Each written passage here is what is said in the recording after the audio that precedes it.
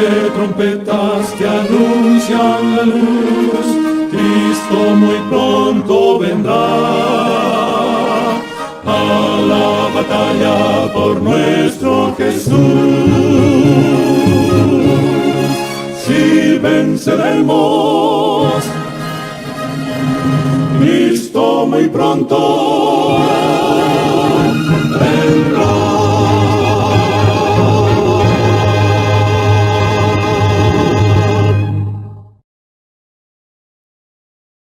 Usted escucha la lectura del libro, La mano de Dios al timón, en su primera edición de 1986, por Enoch de Oliveira, la historia denominacional de los comienzos de la Iglesia Adventista del Séptimo Día hasta la época de 1985. Primera parte, capítulo 2. Amargó mi vientre. Entonces tomé el librito de la mano del ángel, y lo comí, y era dulce en mi boca como la miel. Pero cuando lo hube comido, amargó mi vientre. Apocalipsis 10:10. El profeta Isaías pinta, con pinceladas magistrales, un cuadro marcado por el contraste entre la supremacía de Jehová y la inutilidad de los dioses adorados por el paganismo. Mientras el Dios de Israel conduce a su pueblo con demostraciones de poder, los impotentes dioses de las naciones vecinas son conducidos por sus adoradores. El profeta no esconde un sentimiento de sorpresa y pesar al describir la fragilidad de esos dioses, llevados como objetos de arte en el lomo de animales cansados. Sus imágenes fueron puestas sobre bestias, sobre animales de carga, esas cosas que vosotros solíais llevar son alzadas cual carga, sobre las bestias cansadas. Alquilan un platero para hacer un dios de ello, se postran y adoran. Se lo echan sobre los hombros, lo llevan, y lo colocan en su lugar, allí se está, y no se mueve de su sitio. Le gritan, y tampoco responde, ni libra de la tribulación.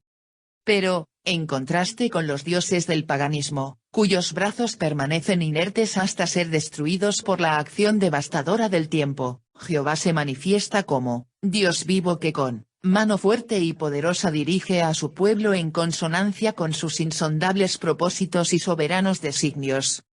Oídme, oh casa de Jacob, los que sois traídos por mí desde el vientre.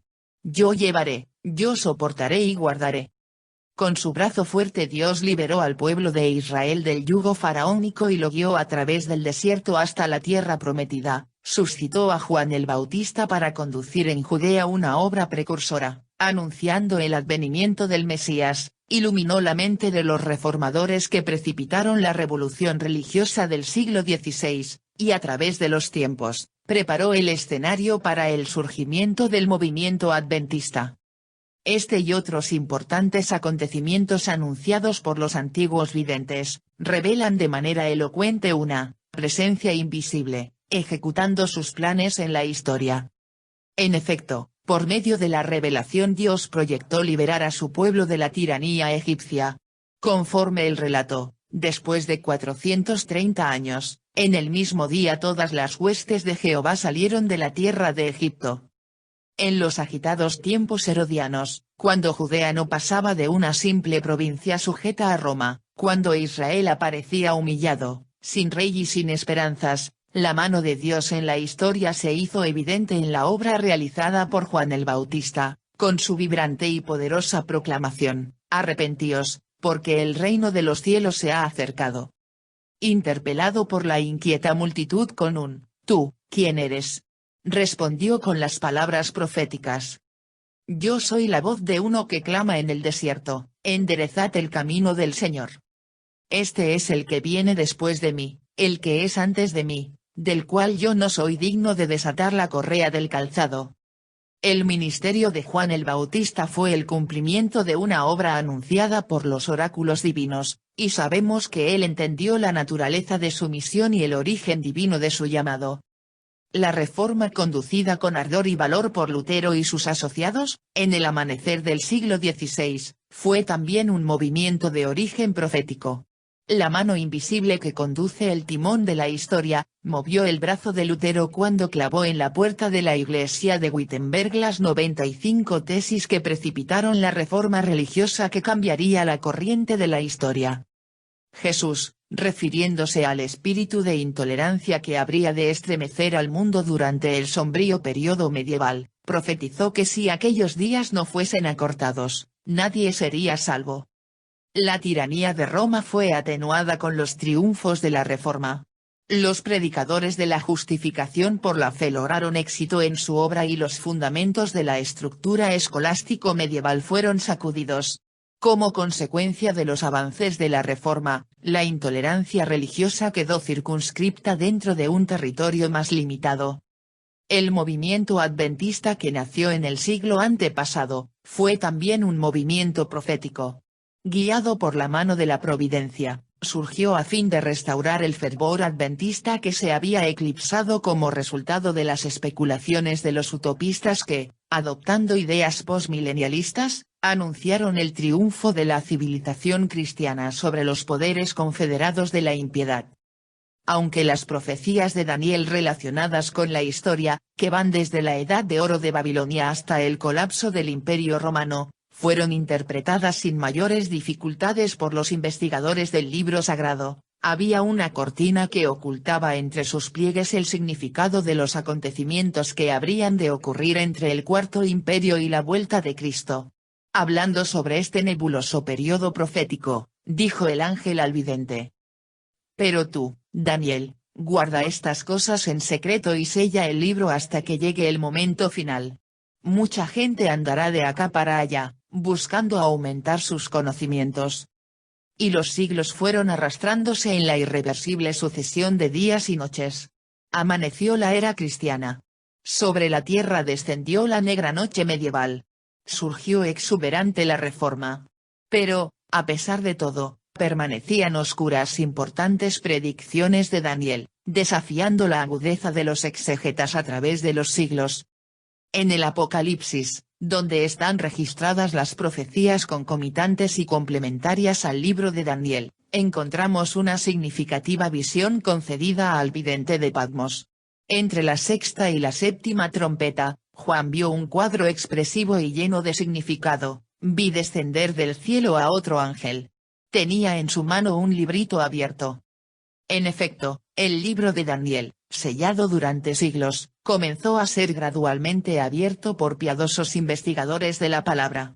A fines del siglo XVIII surgieron en muchos lugares calificados estudiosos de las Escrituras, que se esforzaban por disipar los misterios de la profecía que habían permanecido velados a la Iglesia durante tantos siglos.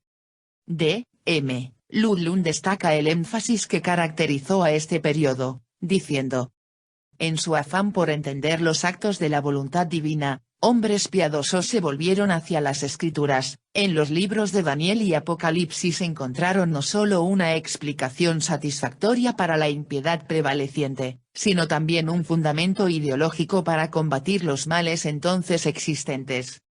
A fines del siglo muchos tomos dedicados a la exégesis bíblica, procedentes de las editoras de Nueva Inglaterra, costa este de los Estados Unidos, recibieron amplia divulgación.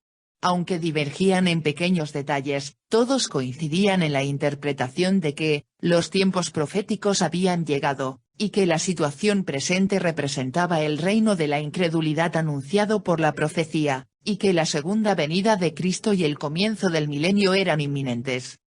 En Europa y en América Latina surgieron también extraordinarios pensadores que, investigando las profecías de Daniel, llegaron a conclusiones notablemente coincidentes.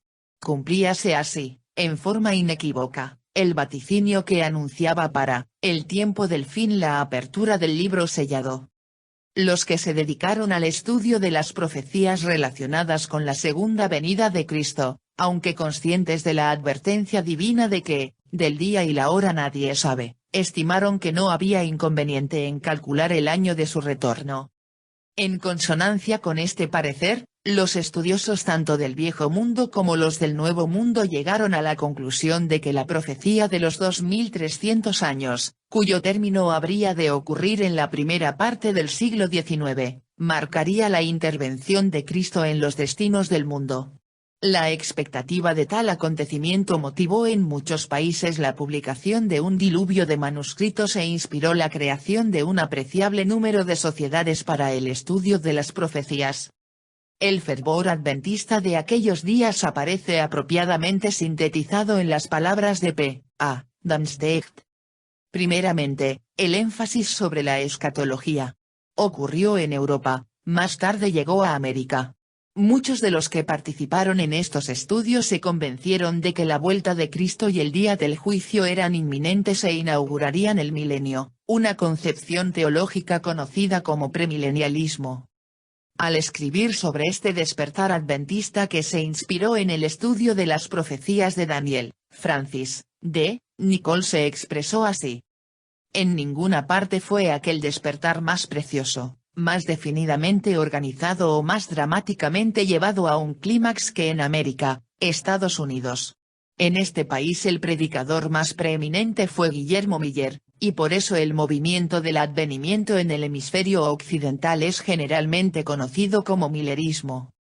Después de haber dedicado 2 años al estudio intensivo de las Escrituras, leyendo y comparando las visiones de Daniel y Apocalipsis, Miller llegó a la siguiente conclusión.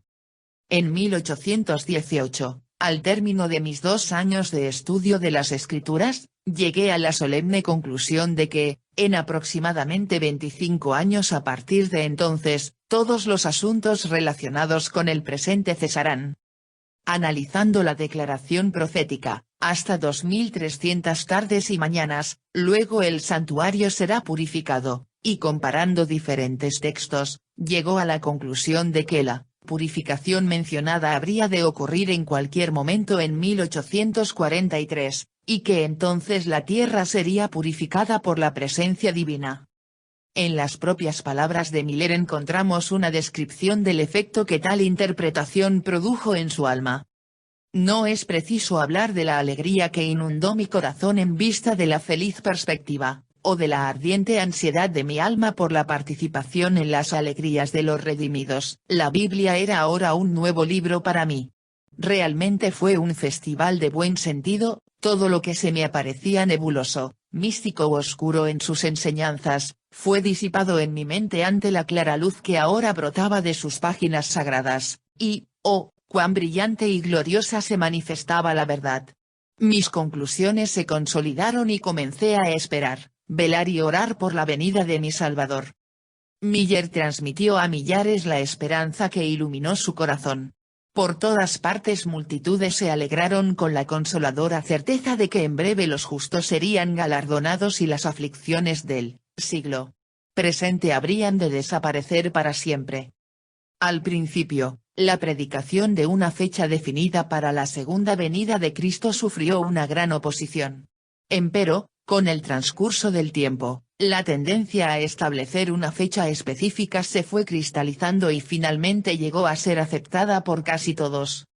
Al aproximarse el año 1843, Miller y algunos fieles colaboradores revisaron los cálculos y notaron que el año judaico de 1843 finalizaba el 21 de marzo de 1844. Utilizando el calendario caraíta y la cronología de William Hales, concluyeron que los 2300 años finalizarían el 21 de marzo de 1844. Posteriormente estos cálculos fueron revisados por Samuel Sheffield Snow. Tomando en cuenta que el decreto para restaurar y edificar a Jerusalén fue promulgado en la última parte del año 457 a.C., Snow llegó a la conclusión de que los 2300 días proféticos terminarían en el otoño de 1844. En una carta dirigida a Southard, se expresó así. Si las 69 semanas terminaron en el otoño del año 27 después de Cristo, ¿cuándo podemos esperar el fin de los 2300 días? La respuesta es clara. Al restar 483 de 2300, el resultado es 1817. En el otoño del año 27 después de Cristo, quedaban todavía esos años por cumplirse. Entonces, sumando a esa fecha estos 1817 años, concluimos que esto nos lleva al otoño de 1844. A medida que se aproximaba el mes de octubre de 1844, crecía el fervor en la proclamación de la bienaventurada esperanza. Tal mensaje producía por todas partes intenso júbilo y piadosa expectativa. Viviendo profundas e indescriptibles emociones, los mileritas aguardaron en el día determinado el aparecimiento triunfal y glorioso de Jesús. Pero el sol se puso aquella tarde y él no vino. Esperaron hasta la medianoche y la esperanza no se cristalizó.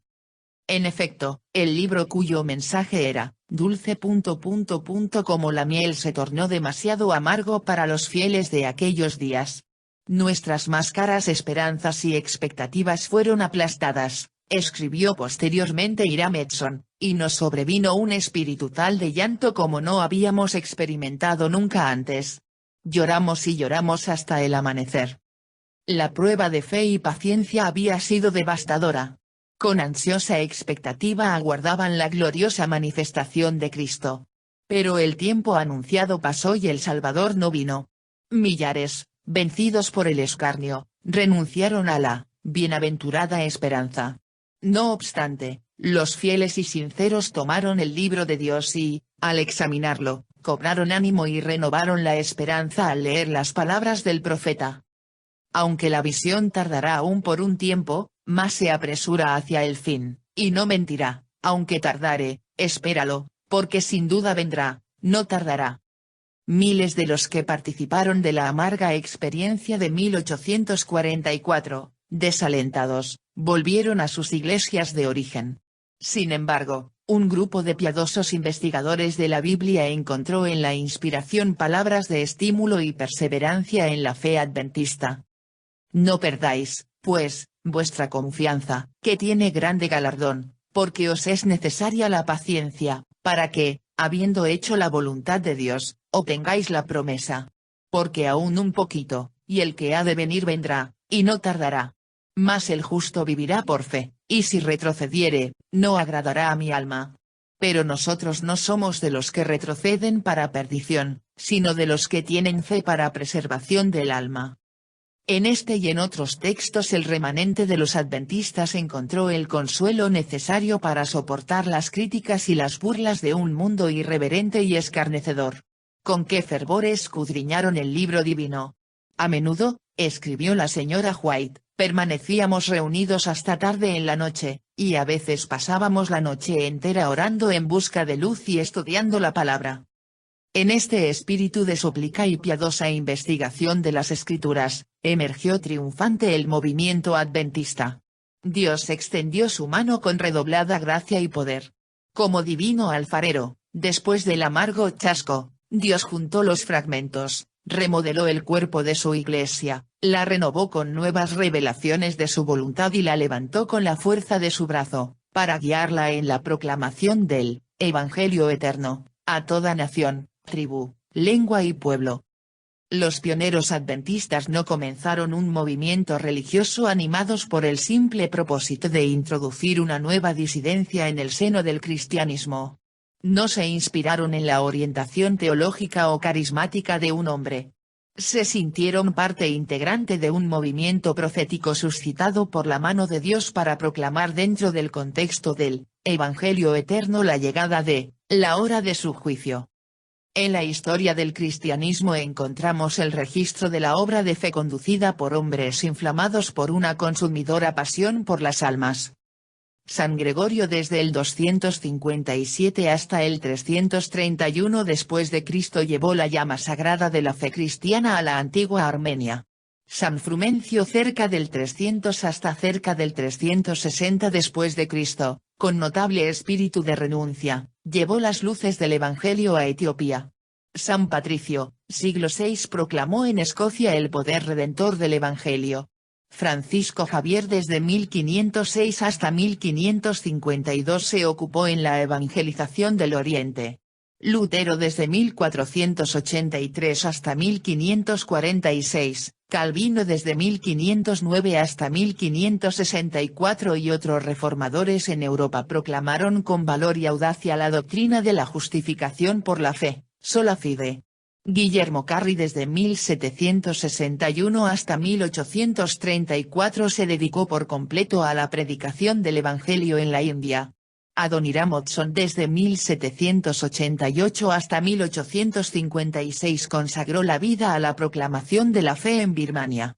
Hudson Taylor desde 1832 hasta 1905 llevó a China el Evangelio de la Cruz. Podríamos añadir muchos nombres más a esta lista de héroes de la fe, proclamadores de las buenas nuevas del Evangelio. Con todo, ninguno de ellos predicó jamás que la hora del juicio había llegado. Para ellos el juicio divino era un acontecimiento futuro. Pero cuando, al fin de los 2300 años, el reloj profético anunció que la hora del juicio había llegado, Dios suscitó mensajeros extraordinarios para iniciar esta poderosa proclamación, y con ellos surgió el movimiento adventista, victorioso y para vencer. Aplicándose al estudio de las Escrituras en busca de la verdad, los próceres del adventismo descubrieron que el cristianismo se había apartado de la fe que ha sido una vez dada a los santos. Esta conclusión los llevó a la restauración del Evangelio eterno y a la proclamación de la fe apostólica en su prístina pureza. Cuando el Dr. J. E. Brown, presidente de la Brown University y de la International Christian Fellowship, publicó la primera edición de su obra acerca de las sectas, le preguntaron por qué no había incluido a los adventistas. En otra edición de esa misma obra dio la siguiente respuesta. En todas las doctrinas cardinales de la Biblia, la concepción milagrosa, el nacimiento virginal, la crucifixión, la resurrección, la ascensión, la divinidad de Cristo, la expiación, la segunda venida, la personalidad del Espíritu Santo y la infalibilidad de la Biblia, los adventistas del séptimo día permanecen firmes como el acero. Ahora, conscientes de su misión profética, los adventistas conducen un vibrante y victorioso programa internacional, invitando a hombres y mujeres de todas las naciones a repudiar todo cuanto es falso y espurio en creencias y prácticas religiosas. Una voz con expresión de gozo, dirigiéndose a los que responden favorablemente al mensaje adventista, declara, aquí está la paciencia de los santos, los que guardan los mandamientos de Dios y la fe de Jesús.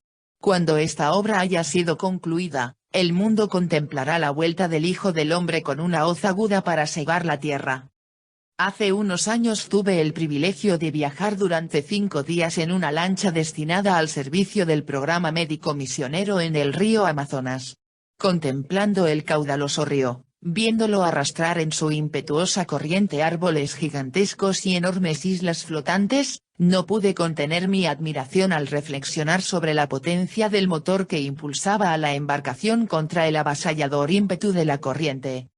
Y mientras observaba la marcha de la pequeña nave que remontaba el gigantesco río, comencé a meditar en el dinamismo de un movimiento que, en el primer siglo de nuestra era, avanzó contra la fuerza de la corriente y triunfó. En efecto, de entre las aguas turbulentas que caracterizaban al mundo greco-romano, surgió la Iglesia cristiana y, guiada por la providencia, venció a la corriente de una cultura moldeada por la filosofía politeísta. Podemos percibir el gozo resultante de este triunfo sobre las corrientes de aquella época en las palabras inspiradas, y el Señor añadía cada día a la Iglesia los que habían de ser salvos. En efecto, el cristianismo apareció trayendo una fe salvadora a una civilización decadente. Cuando en el gran cronómetro divino sonó la hora anunciada por la profecía, emergió el movimiento adventista abriéndose paso en la corriente del tiempo. Al principio era una frágil embarcación lanzada contra el impetuoso océano de la historia.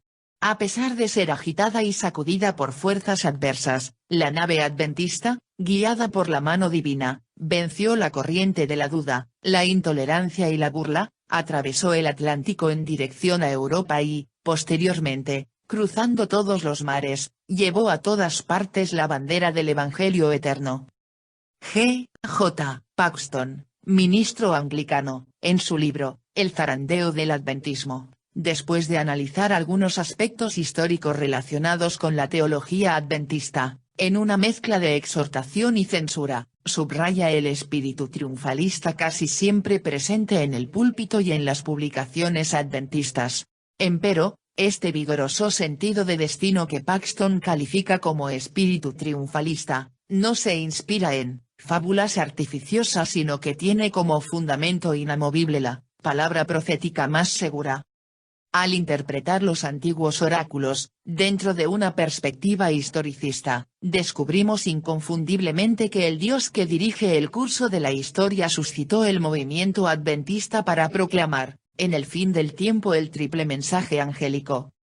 Y así fue como la proclamación millerita, que en su tiempo fue dulce como la miel pero que con el gran chasco produjo una amarga decepción, fue el inicio del movimiento adventista y de su extraordinaria obra profética, proclamando, otra vez ante muchos pueblos, naciones, lenguas y reyes, la gloriosa esperanza sintetizada en la promesa del Señor: vendré otra vez. Juan 14, 1 hasta el 3.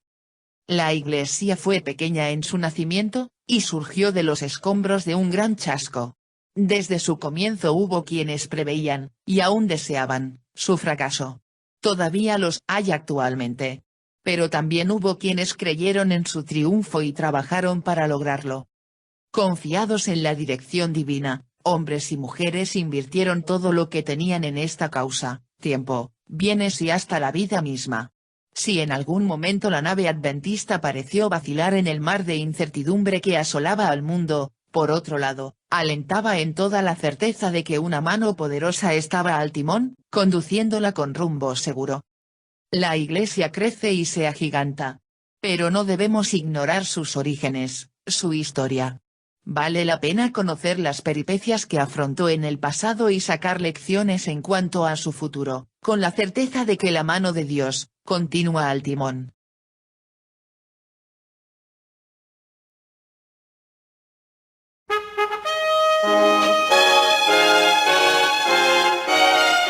Son de trompetas que anuncian la luz, Cristo muy pronto vendrá a la batalla por nuestro Jesús.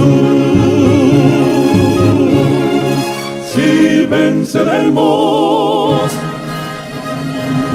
Cristo muy pronto